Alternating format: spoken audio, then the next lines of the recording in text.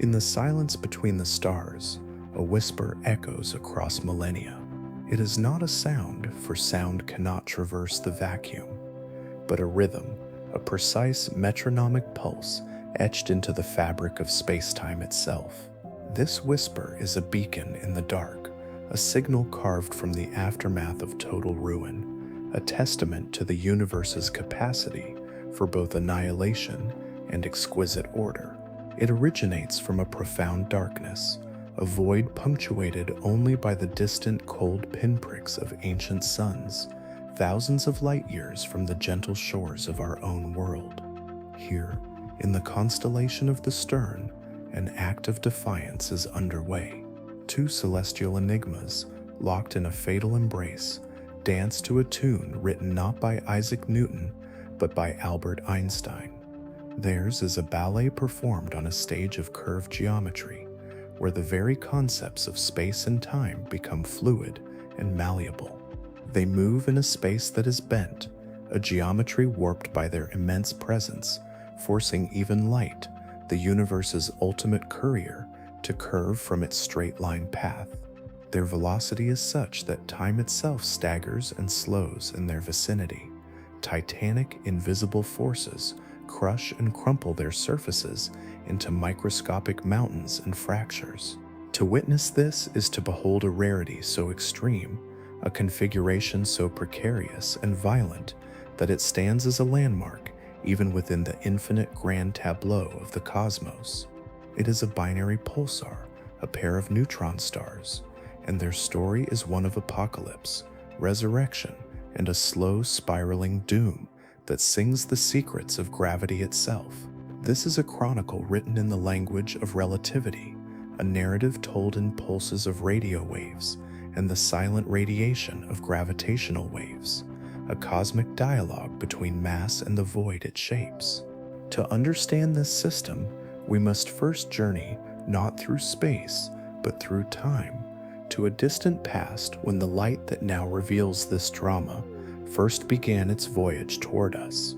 We must rewind the cosmic clock by thousands of years, to an epoch when human civilizations were in their infancy, when the light that would one day be captured by our telescopes was just beginning its long, lonely journey across the interstellar gulf. 3,200 light years away, in a region of space now known as the constellation Puppis, two aged red giants, swollen and unstable, approached the final acts of their long lives. These stars were not born giants. They spent the majority of their existence in a stable, luminous equilibrium known as the main sequence, burning hydrogen into helium in their cores. For billions of years, these stars had forged elements in their cores, balancing the inward crush of gravity with the outward fury of thermonuclear fusion. This balance is the defining struggle of a star's life, a perpetual war where gravity, the great unifier, seeks to compress, and the nuclear fire, born of that compression, pushes back. In their youth, they were likely massive, luminous blue stars, burning with a ferocious intensity that consumed their nuclear fuel at a prodigious rate. Over millions of years, they evolved, expanded, and cooled, becoming the red giants we encounter at the beginning of our story. Their outer atmospheres, tenuous and vast, would have engulfed the space between them, a shared diffuse envelope of stellar matter. But now, the fuel was running out. The sequence of nuclear fusion, which had progressed from hydrogen to helium, and from helium to carbon and oxygen, was reaching its terminus. In one of the pair, the delicate equilibrium faltered. The fusion of helium into heavier elements could no longer sustain the star's immense bulk against its own self-gravity. The core, rich in iron, the ash of nuclear burning, could not ignite. Iron represents a fundamental boundary in stellar physics.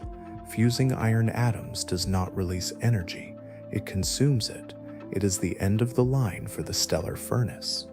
And so gravity, patient and inexorable, began its final victorious assault. For millions of years, gravity had been held in check. Now, with the fusion processes ceasing, its moment had arrived. Trillions upon trillions of tons of stellar plasma, once held aloft by the heat of fusion, now found themselves without support. They began an unstoppable inward rush, falling at a significant fraction of the speed of light toward the star's heart.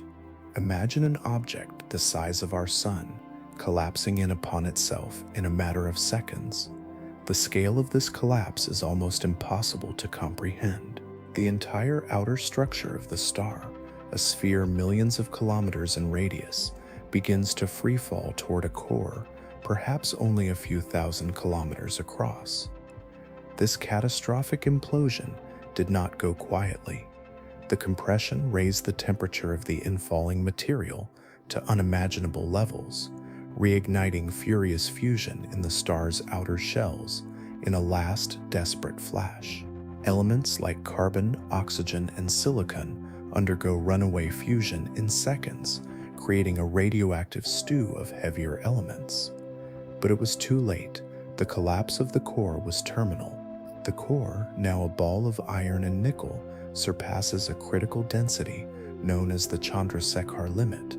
At this point, the quantum mechanical pressure of electrons, which supports white dwarfs, is overwhelmed. In less than a second, matter was compressed with such ferocity that electrons were driven into protons, transforming them into neutrons and releasing a torrent of ghostly particles called neutrinos. This process, known as neutronization, transforms the core from iron to a sea of neutrons. The neutrinos, which interact only weakly with matter, carry away a vast amount of energy, further cooling the core and accelerating the collapse. The core, now a city-sized sphere of degenerate matter, halts its collapse, rebounding with unimaginable force. This halt occurs not because the neutrons are incompressible, but because a new quantum pressure, neutron degeneracy pressure, suddenly asserts itself.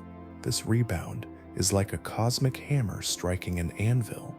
This rebound met the still and falling outer layers of the star head-on. The result was not an explosion, but a detonation of stellar scale, a supernova.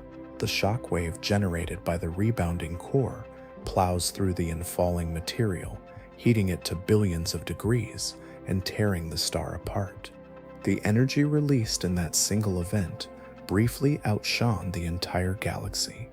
For a few weeks, this dying star would have been visible in its host galaxy as a brilliant new point of light, outshining billions of its neighbors combined.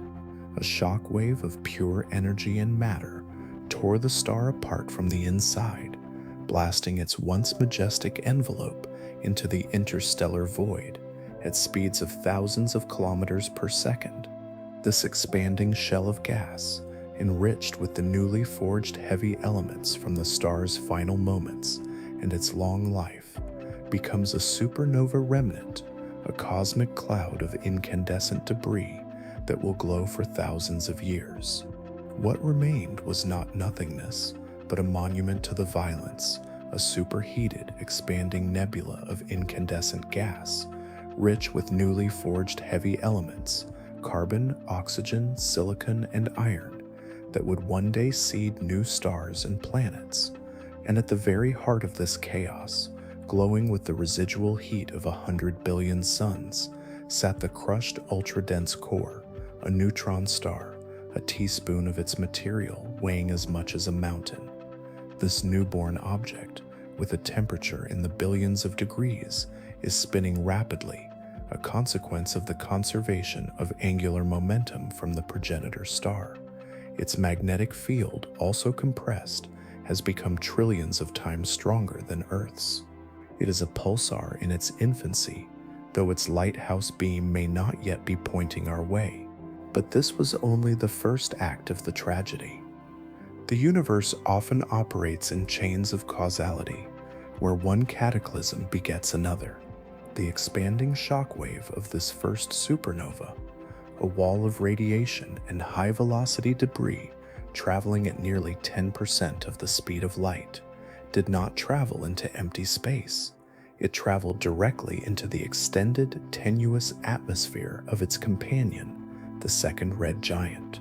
This stellar tsunami, arriving at nearly light speed, delivered a catastrophic shock to the already precarious equilibrium of the second star. The companion star, orbiting its now deceased partner, would have been enveloped in a bath of intense X-rays and gamma rays, followed by the physical impact of the ejecta. It compressed its outer layers, violently injecting energy and instability into its structure. In cosmic terms, it was a direct hit, a stellar assassination. The companion star, subjected to this unimaginable abuse from its dying twin, was itself pushed over the brink. Its own core, likely already nearing its own limit, could not withstand the perturbation. The injected energy could have triggered runaway fusion in its shell, or the stripping of its outer layers by the impact could have altered its internal structure, hastening its evolution.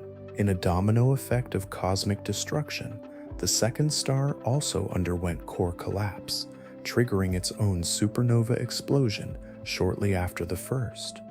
The sky, for a brief, terrifying interval, hosted two simultaneous suns of apocalypse. The physics of this second explosion would have been profoundly influenced by its environment. It was a star dying in a maelstrom of its siblings' remains. When the light finally faded and the echoes of the double cataclysm dissipated into the cooling nebular clouds, all that remained in that region of space were two incredibly dense, incredibly hot remnants, born of fire and fury.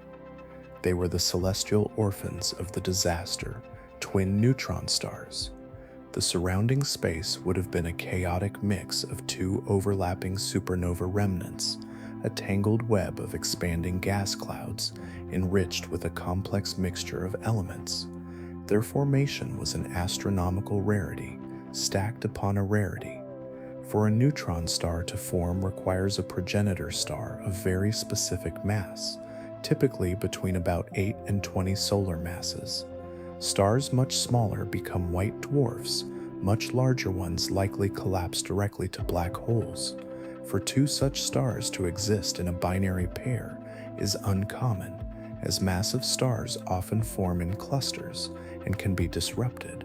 For both to undergo supernova explosions and for the binary system to survive the violent asymmetric kicks imparted by those explosions is rarer still. Supernovae are not perfectly symmetrical. The collapsing core can receive a powerful kick due to neutrino emission asymmetries, often launching the newborn neutron star at speeds of hundreds of kilometers per second. For a binary to survive, these kicks must be relatively gentle or fortuitously aligned, so as not to completely sever the gravitational bond. Yet here, against staggering odds, they endured. Their mutual gravitational tether, though strained, was not broken. They were now bound together not by the placid attraction of two living stars, but by the fierce point-like gravity of two stellar corpses, destined to spin down the aeons in a tightening spiral. This binary neutron star system is a cosmic artifact of immense value, a natural experiment crafted by the most violent processes the universe can muster. At present, humanity's catalogs contain only a few thousand of these neutron stars, a minuscule census compared to the hundreds of billions of ordinary stars that make up our galaxy, the Milky Way. To comprehend their scarcity, we must delve into the stellar life cycle, a narrative dictated almost exclusively by a single parameter: mass. Mass is the destiny of a star. It determines its luminosity, its color, its lifetime, and most decisively, its fate. For the vast majority of stars, including our own Sun, those with masses less than about 8 times that of our Sun, the end is a quiet, if magnificent, fading. After spending billions of years on the main sequence, burning hydrogen into helium, they swell into red giants, eventually shedding their outer layers to form beautiful planetary nebulae, intricate shells of glowing gas illuminated by the dying core. The exposed core, a white dwarf, is an Earth-sized sphere of degenerate matter, primarily carbon and oxygen, which will glow with residual heat for trillions of years before eventually cooling into a cold, dark, theoretical black dwarf. This serene fate awaits over 99% of all stars in the universe. Our galaxy is filled with these silent, fading embers. But for the more massive stars, the titans born with more than 8 solar masses, the script is one of inevitable violence. Their greater weight forces their cores to burn fuel at a profligate rate, leading them through successive stages of fusion, creating heavier and heavier elements. Helium, carbon, neon, oxygen, silicone, all layered like the skins of an onion. Each layer burns independently, with the ashes of one layer becoming the fuel for the next inward layer. This process culminates in the production of iron in the silicone-burning core. Iron is nuclear ash. Fusing iron consumes energy rather than releasing it. It is the end of the line. With the fusion furnace extinguished, gravity seizes its chance. The collapse is swift and utter. The outcome of this collapse, however, depends on the final mass of the stellar core itself. The iron core grows until it reaches the Chandrasekhar mass, around 1.4 solar masses, and collapses. What happens next depends on how much material falls back onto that core. If that remnant core exceeds approximately 2.2 solar masses, the Tolman-Oppenheimer-Volkoff limit, no known force in the universe can halt the collapse. Neutron degeneracy pressure itself fails. It continues, crushing matter past the density of a neutron star, past any conceivable state, until the space-time curvature becomes so infinite that a black hole is formed, a one-way gate out of our universe. The boundary between neutron star and black hole is thus a razor-thin margin in mass, a testament to the fine-tuning of fundamental constants. Yet, between the serene white dwarf and the voracious black hole lies a narrow window of possibility, a razor's edge in parameter space. If the remnant core's mass falls between about 1.4 and 2.2 solar masses, gravity's victory, while total, is checked at a penultimate stage. This is the realm of the neutron star. Here, gravity achieves a density so extreme that it overcomes even the fundamental forces that give atoms their structure. The immense pressure, millions of times that at the center of the Earth shatters atomic nuclei. In normal matter, atoms are mostly empty space, with a tiny dense nucleus surrounded by a cloud of electrons. Under the crushing weight within a collapsing stellar core, that empty space is eliminated. Electrons are driven into protons, neutralizing their charge and transforming them into neutrons through inverse beta decay. The entire core becomes a sea of neutrons, packed together with virtually no empty space, a single gargantuan atomic nucleus the size of a city. This is neutron degenerate matter, a state so dense that a single cubic centimeter of it, a sugar cube's worth, would weigh upwards of 1 billion tons on Earth. It is matter stripped to its barest, most brutal essence, where the identity of individual atoms is lost to a quantum collective. This material is so dense that if you could stand on its surface, the gravity would be so strong that any atom in your body would be instantly torn apart, and light emitted from your feet would be dramatically redshifted before it reached your eyes. For many reasons, these cosmic gravestones are profoundly difficult to detect. Their rarity is the first obstacle. Perhaps only 1 in 1,000 stars leave such a remnant. Their size is another. A typical neutron star is only about 20 kilometers in diameter, a mere speck across interstellar distances. At a distance of 1,000 light-years, Such an object would have an angular size far smaller than the most powerful telescopes can resolve. It would be a true point source. Most critically, they emit very little visible light. Their surfaces, while incandescently hot with temperatures of around 1 million degrees Kelvin, are so small that their total optical luminosity is feeble, often outshone by an ordinary star in our own galaxy. For decades after their theoretical prediction in the 1930s by Walter Baade and Fritz Zwicky, they remained phantoms, mathematical curiosities without observational confirmation. This changed in 1967, not with a flash of light, but with a pulse of radio waves. Graduate student Jocelyn Bell Burnell, working with Anthony Hewish at the Mullard Radio Astronomy Observatory in Cambridge, detected a radio source that blinked with metronomic precision every 1.337 seconds. So regular was this signal that for a brief, thrilling period, an artificial, extraterrestrial origin was seriously contemplated. The source was whimsically dubbed LGM-1 for Little Green Men. What she had discovered, however, was the lighthouse effect of a rapidly spinning neutron star, a pulsar. This discovery opened a new window onto the universe, revealing a population of extreme objects that had been hidden in plain silence. This phenomenon is a direct consequence of one of the most fundamental laws of physics, the conservation of angular momentum. As a massive star collapses from a sphere millions of kilometers wide to one just tens of kilometers across, its rotation rate must increase dramatically, much like a spinning ice skater pulling in her arms. A star that originally rotated once a month can be spun up to rotate hundreds of times per second. The period of the first discovered pulsar, 1.337 seconds, is actually quite slow. Some pulsars, known as millisecond pulsars, rotate over 700 times per second, their surfaces moving at a significant fraction of the speed of light.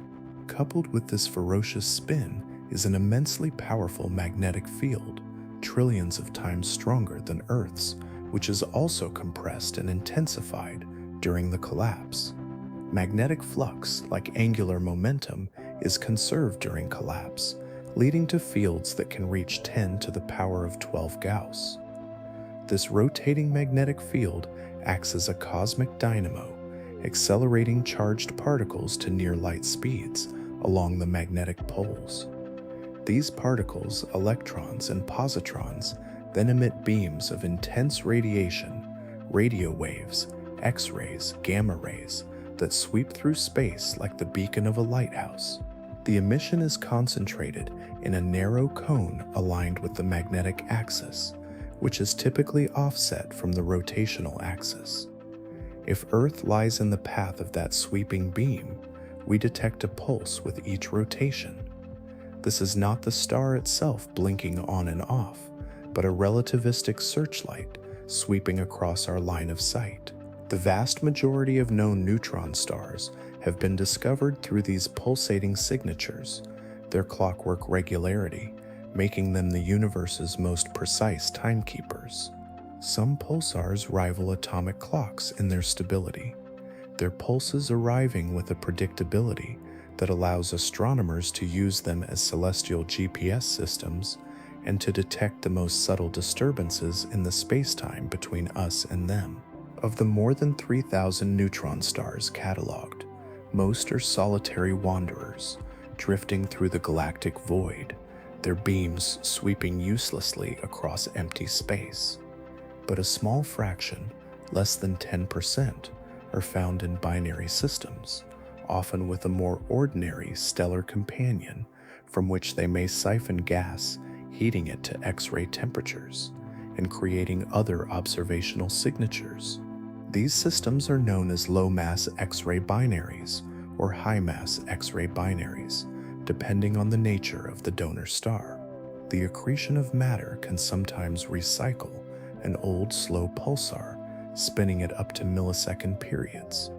Rarer still are systems where both members are neutron stars. These are the products of a double catastrophe, like the one we witnessed in Puppis.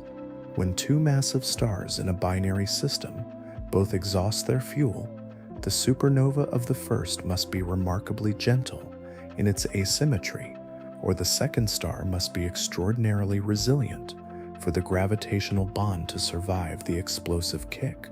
The resulting system is a laboratory of extremes, and among these, one stands as a paragon, PSR J0737.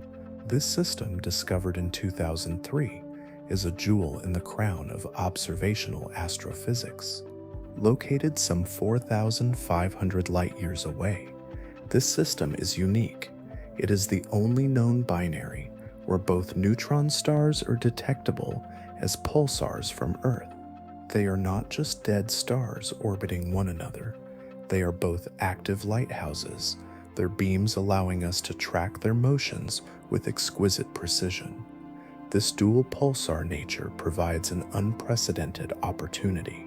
We can use the clock-like pulses from each star to measure the orbital parameters with phenomenal accuracy, effectively using one pulsar to probe the space around the other. The more massive of the pair, known as pulsar A, is a dynamo of speed. It contains the mass of 1.34 suns compressed into that 20-kilometer sphere, and it spins on its axis an astonishing 44 times every single second. Its companion pulsar B is slightly less massive at 1.25 solar masses and rotates more sedately, completing a revolution every 2.77 seconds. Their partnership is intimate and violent. They are so close that their orbital period is a mere 2.45 hours, meaning they complete multiple full revolutions around each other in a single Earth day. The orbital dynamics are not those of distant, placid companions, but of two ultra-dense cannon shots locked in a mutual gravitational slingshot. To appreciate the bizarre nature of these objects, we must perform a kind of celestial dissection, peeling back their layers, not with a scalpel, but with the tools of theoretical physics and observed phenomena. Our understanding of their internal structure comes from a combination of observed properties: mass, radius inferred from some systems, spin, cooling rates, and the equations of state derived from nuclear physics. Let us begin at the surface. A neutron star's atmosphere is a concept that strains the word to its breaking point. Unlike the deep swirling gaseous envelopes of planets or stars, this atmosphere is a searingly hot, impossibly thin veneer, perhaps only a few millimeters to a few centimeters thick in the youngest, hottest specimens. It is a plasma, a soup of ions, primarily hydrogen and helium nuclei stripped of their electrons, held fast by the immense gravity. It emits a hard thermal X-ray glow, a last whisper of the heat from its violent birth. This thin skin is where the star's intense magnetic field interacts with the external environment, and where the radiation we observe is finally emitted into space. Beneath this vanishingly thin skin lies the outer crust, a region perhaps several hundred meters deep. Here, gravity is strong enough to crush atoms, but not yet strong enough to overcome the forces that keep atomic nuclei separate. The matter is a lattice of atomic nuclei, incredibly rich in neutrons, embedded in a degenerate sea of electrons. It is a solid, but under conditions no terrestrial material could endure. The pressures are so high, rising from about 10 to the power of 27 pascals at the top to 10 to the power of 30 pascals at the base, that the nuclei themselves are deformed into exotic, elongated shapes, so-called nuclear pasta, a dense medium with the rigidity of steel.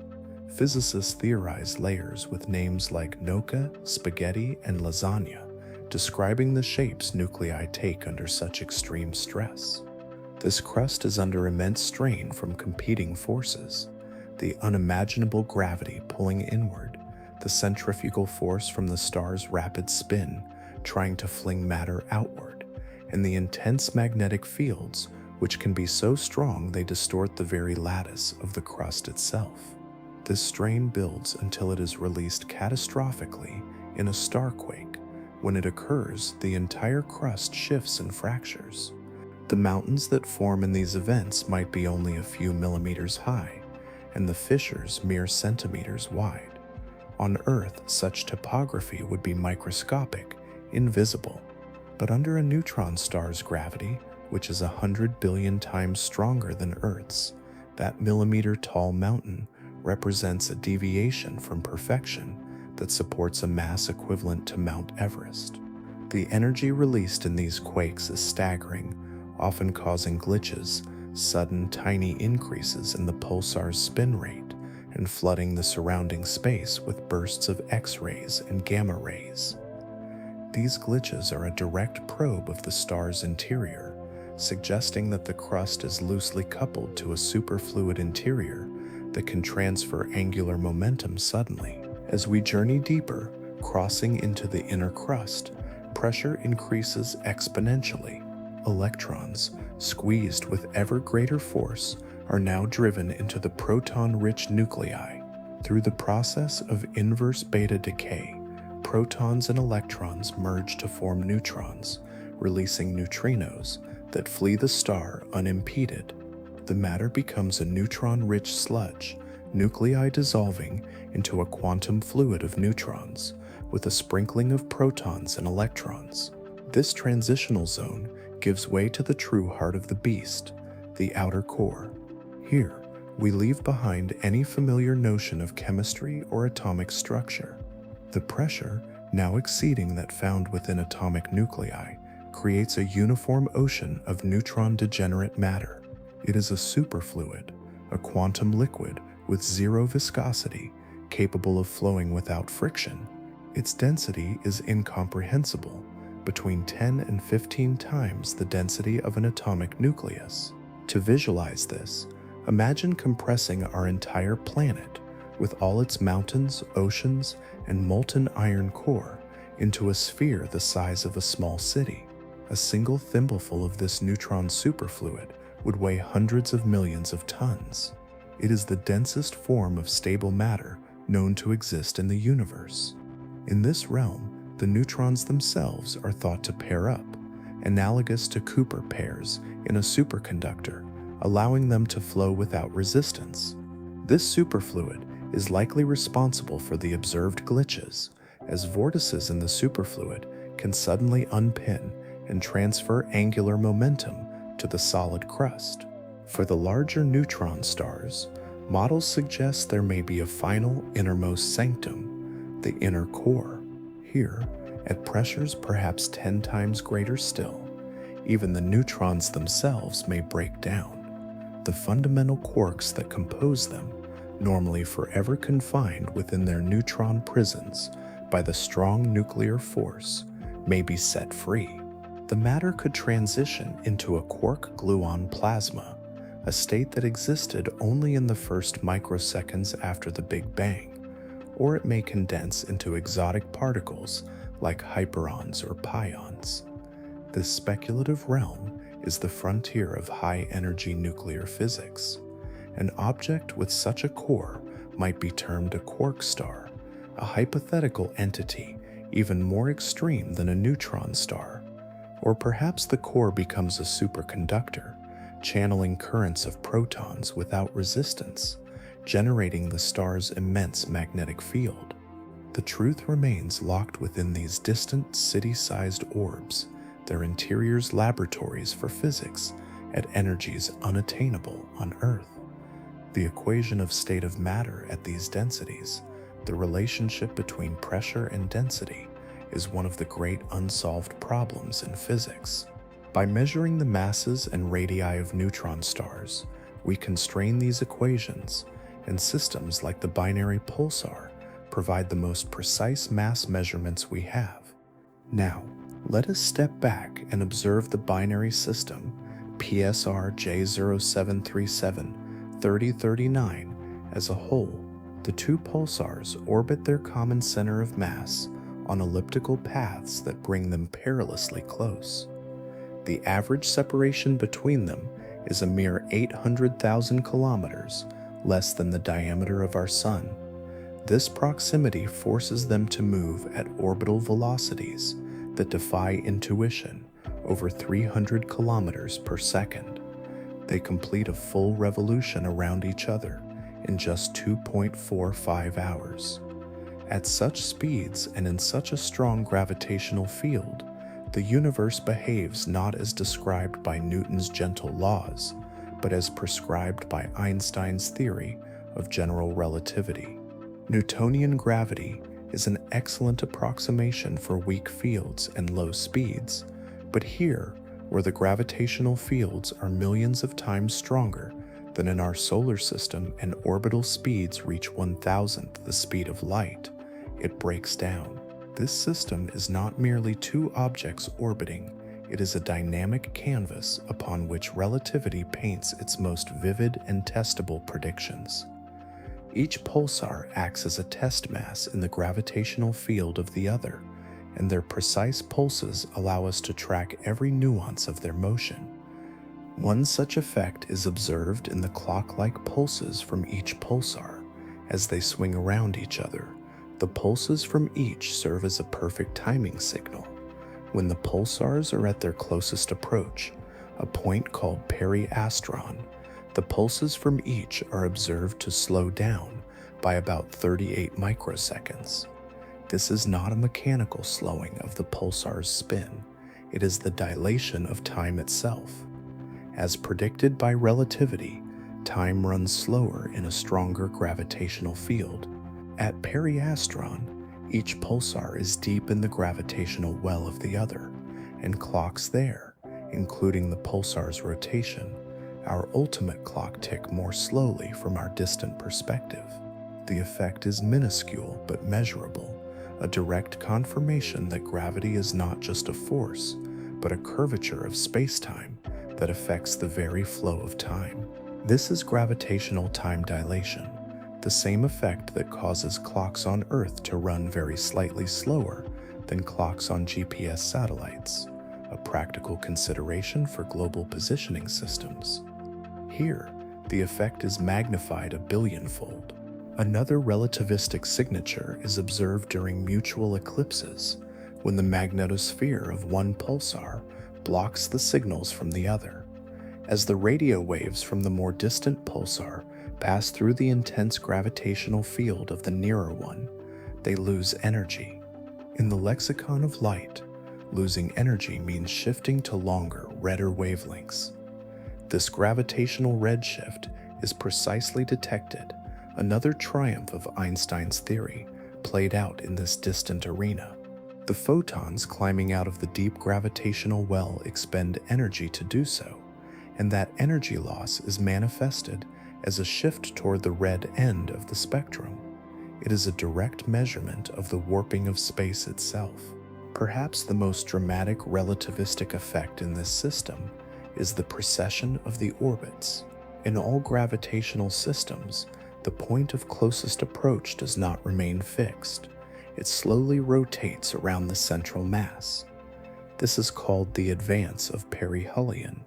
For Mercury, the innermost planet, this relativistic advance of perihelion is a tiny 43 arcseconds per century, a puzzle that Newtonian gravity could not solve, and which was one of the first confirmations of general relativity. In the binary pulsar system, the advance is not arcseconds per century, but degrees per year.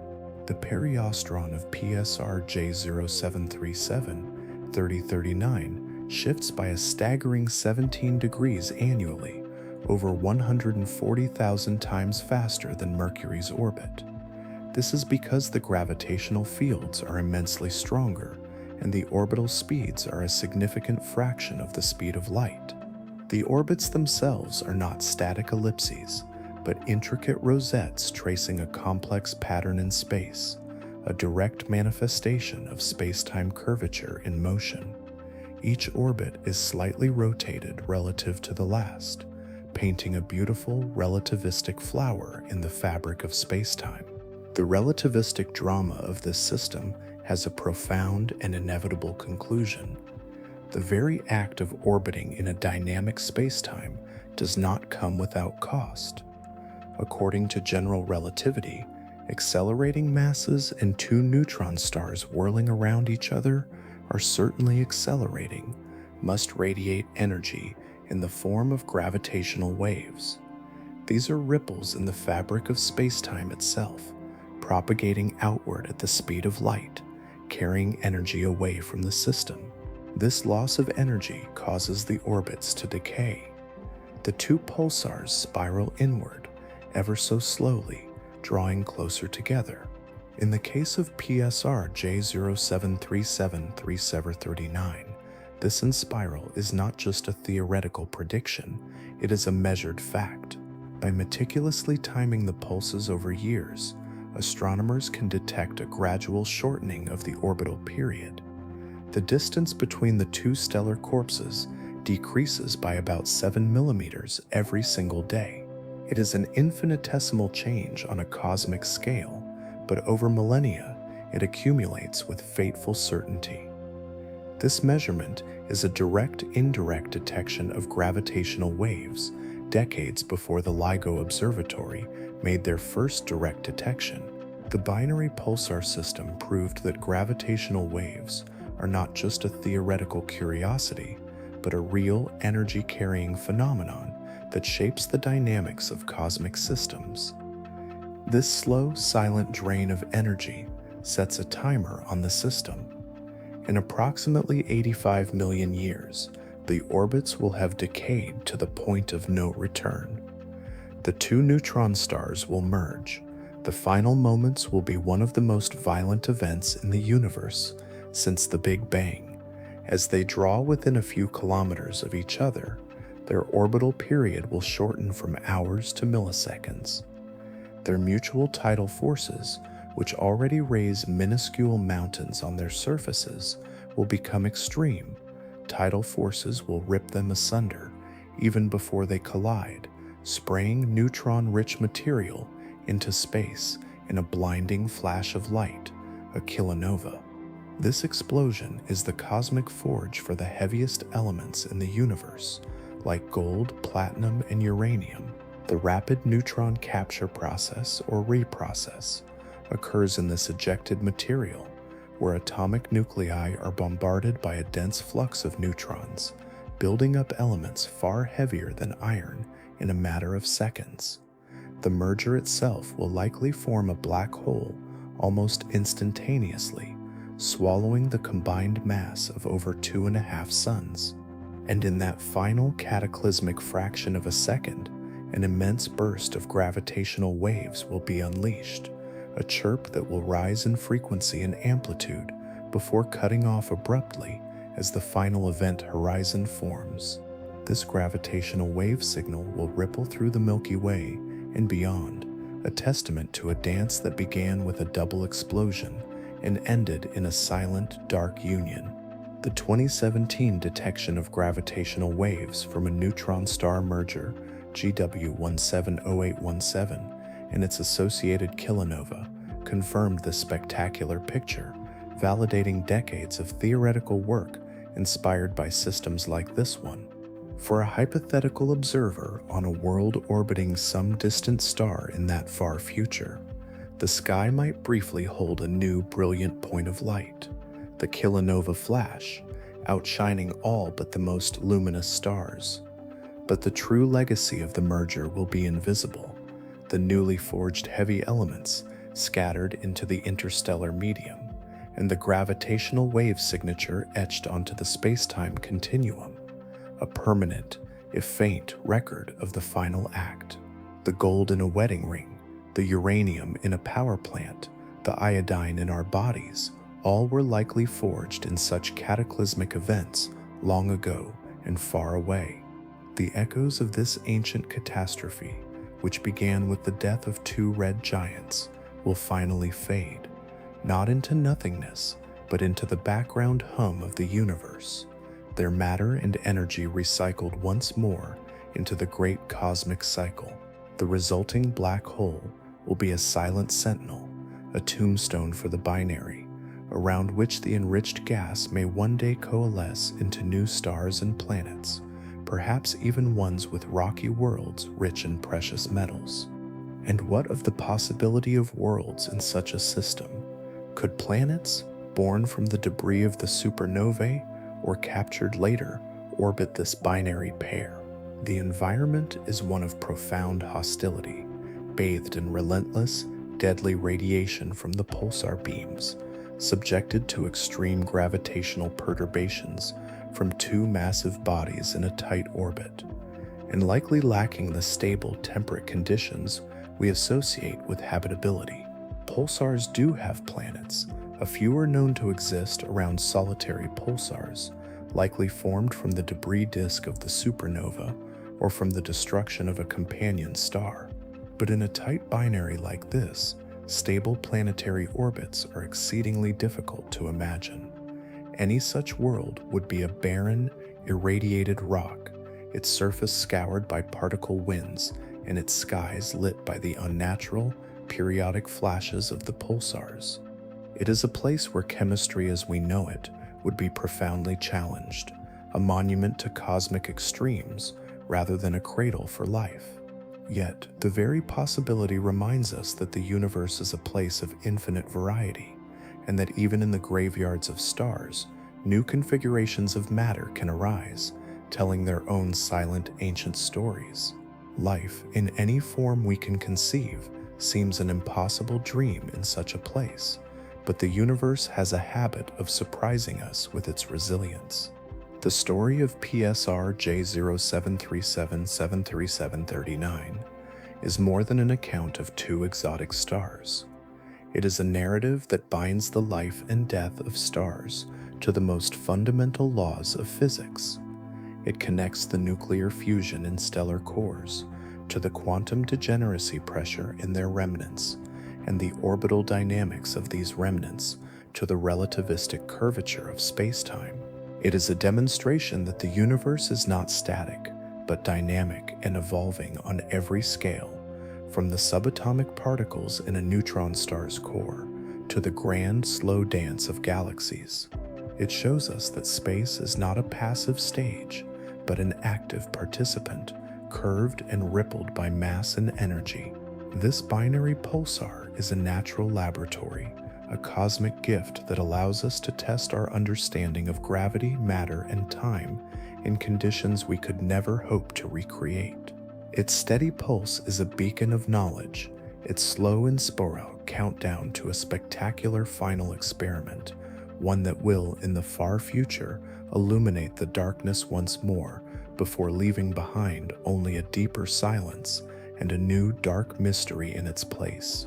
It is a reminder that we live in a comprehensible universe, one that obeys laws we can discover, and that even in the most violent and remote corners of existence, there is a order, a rhythm, a whisper that patiently explains itself across the light years.